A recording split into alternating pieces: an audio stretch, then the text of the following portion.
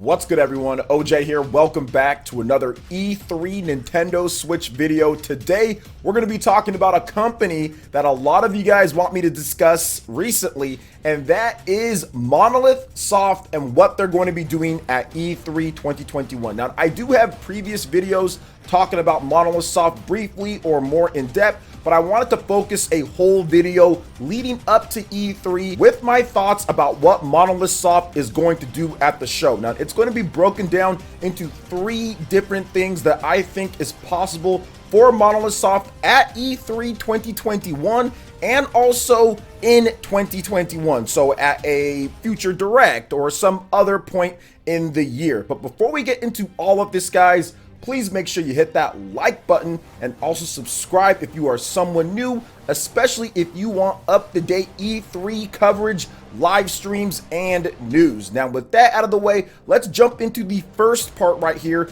and that is the Xenoblade Chronicles X Switch port. This is a question that I get asked about so much on the channel, whether it's live streams or on Twitter or in my videos, and I want to make sure that I clarify this. I do not know if Monolith Soft is going to make a port or if they're going to contract someone else or Nintendo and Monolith Soft to do a port of Xenoblade Chronicles X to the Nintendo Switch. However, looking at what they've already done, looking at the Nintendo Switch system itself, and looking at what they've done, they pretty much have every single Xenoblade game on the system. It would make sense to get Xenoblade Chronicles X on the Nintendo Switch. Now, a while back, Monolith Soft did talk about the potential of bringing it over, and they said, well, I mean, it would cost a bit of money and we're not so sure about it. They don't have exactly the resources. Well, that was more than a year ago. Things have changed considerably at Monolith Soft since that point.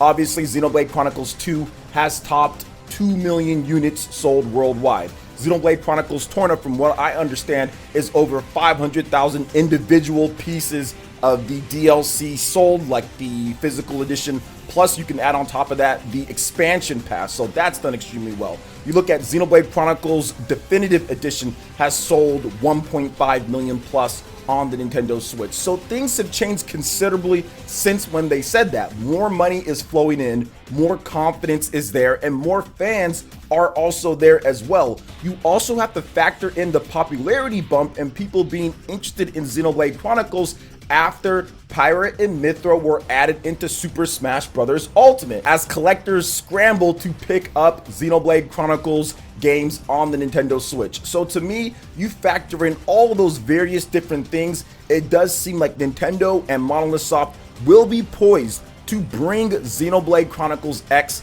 to the Nintendo Switch to take advantage of the momentum. I think in gaming, especially with huge RPGs like this, you must seize momentum when you have it. If you wait too long or if you let things kind of dull out, you can lose that type of flow. You can lose that passion somewhat if it takes too long between your last game and your next game, which it's going on 4 years from the last actual new Xenoblade Chronicles game, if you don't count Xenoblade Chronicles 2 Torna the Golden Country as the expansion that it is, but also a standalone. So I do feel that it's time that they will bring Xenoblade Chronicles X to the Nintendo Switch, and very similar to what Mr. Anuma said about Skyward Sword and how we're not so sure about that, and people went ahead and dismissed that, and then all of a sudden Skyward Sword HD shows up a couple years later. So I do think that we could see Xenoblade Chronicles X on the Nintendo Switch announced at E3. Now, next up in part 2 here, we're going to talk about the next Xenoblade game. Now, this is something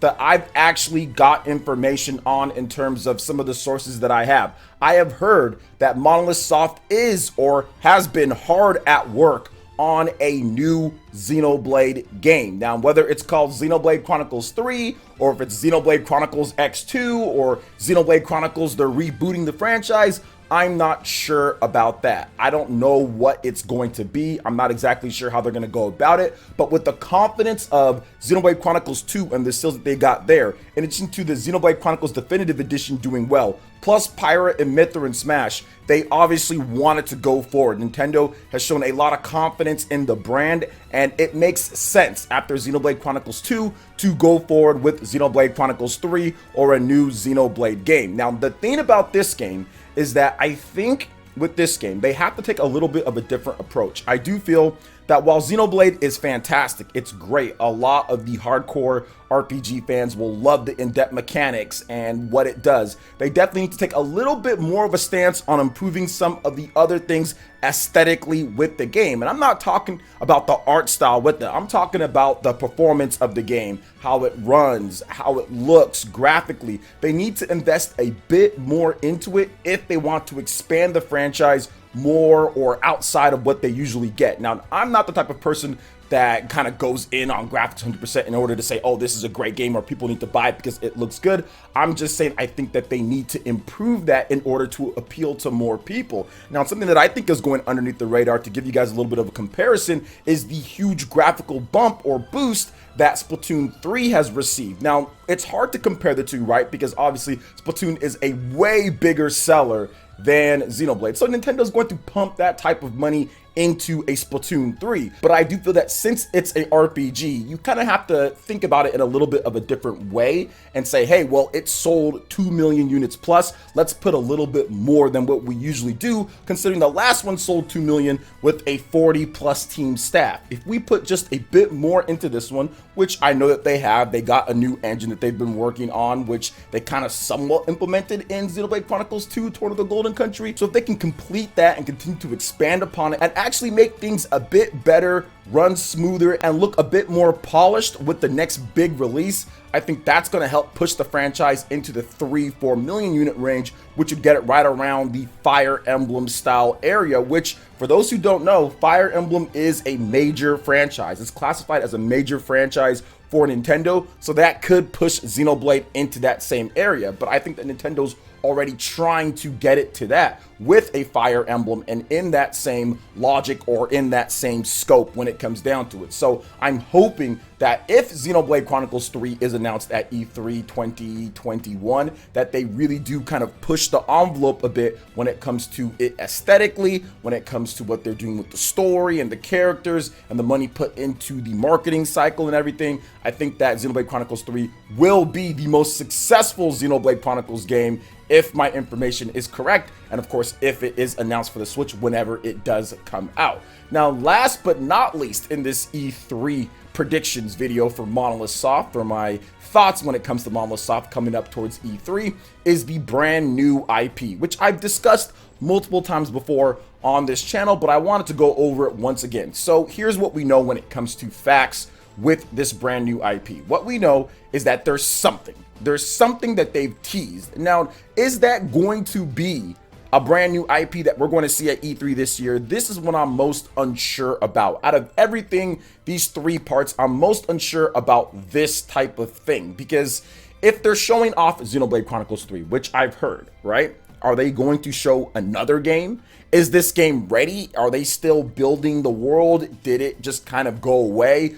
I'm not so sure about it. Those pictures that they showed and kind of what they're doing, that has been speculated on for so long now at this point. But if they did have a brand new IP to show off at E3, I definitely think now is the time to do it. Monolith Soft, once again, is riding high on what they've been doing, and they've proven over the course of the 10 years plus that they've been with Nintendo, that not only can they supplement other studios and make fantastic games, but they can also world build. They can also add new elements into games and new aspects that you didn't think was possible beforehand. So giving them the opportunity after this many years, right? The original Xenoblade was a new IP for Nintendo, giving them a new opportunity to make something new and to expand upon the portfolio that Monolith Soft can bring to the table. Because before Nintendo acquired them, Monolith Soft did a lot of different things. They made a lot of different style of games. Obviously, they made Xenosaga, they made Baten Kaitos, they made a Dragon Ball Z RPG, they made Disaster Day of Crisis. They've made multiple different things before the fame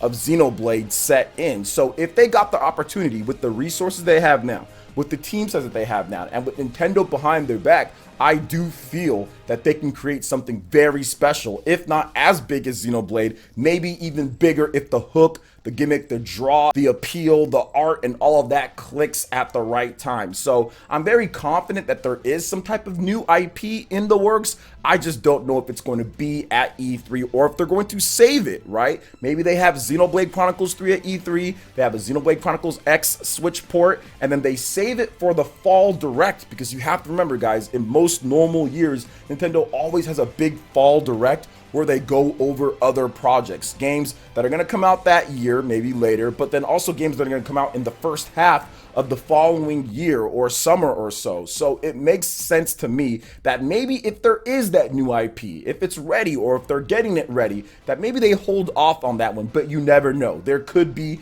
a nice segment of Monolith Soft games, because it's been a while since Monolith Soft has addressed us, you know, when it comes to it. Xenoblade Chronicles Definitive Edition was more than a year ago at this point, and it's been radio silence from Takahashi and his crew, so we'll see what happens going forward. And with the RPG renaissance that's kind of taking place on the Nintendo Switch, games like Neo, The World Ends With You, Monster Hunter Stories 2, I mean, there is just a bunch of stuff that's coming out. I think that it would fit right in, whether it's the new Xenoblade Chronicles game that I think is going to be announced, or it's a brand new IP that can have success on the system. So what are your thoughts when it comes to Monolith Soft heading into E3? What are you hoping to see? What are you predicting to see? Let me know your thoughts in the comment section below. All right, guys, that wraps it up for this video here. Check out the links in the description. We've got Twitter. Go and give us a follow on there. Stay up to date on all the latest gaming news and information. Also, make sure you like, comment, and subscribe, and share this video if you can. Thank you guys so much for watching, and we'll catch you for the next one.